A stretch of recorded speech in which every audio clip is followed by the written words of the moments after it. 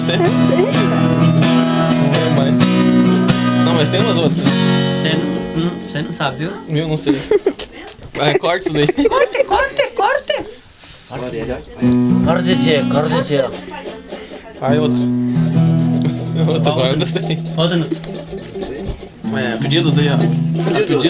Pedidos. Corte! Pausa, amor, depois... Não vida aí. Eu vou sair daí, não. Daí tem que ficar gravando isso, né? A Lana quer. Não dá pra trocar, tá faltando fio. Vai, Júlio, escolhe uma aí. Escolhe um com esse. Hein, Júlio, escolhe uma... Como que é? Qualquer música, Uma valsa. Nossa. Que valsa? Uma valsa? Valsa. Como é que é valsa? Volta aí. Valsa é marido da valsa. Quem sabe?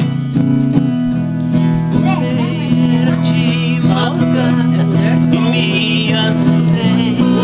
Não sei muito bem. As luzes estavam acesas, não fui eu que deixei. Entrei e vi suas coisas jogadas no chão. Adeus. Vim misturando aos pedaços do meu coração. Fiquei parado na sala, escutando o chuveiro. Perdi a fala, veio um desespero. Era te aceitar, te mandar embora. Andei, fui até nosso quarto, vi tudo arrumado. Fiquei revivendo o nosso passado, enquanto a chuva caía lá fora. E ali na penumbra do quarto, chorei de emoção. Ouvi um barulho d'água caindo no chão. Tocar esse negócio.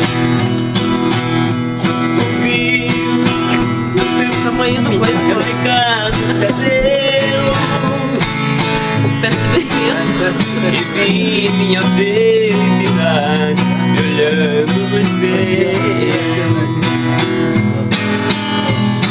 Você veio usando uma roupa de lua de mel, trazendo no rosto um olhar mais fiel.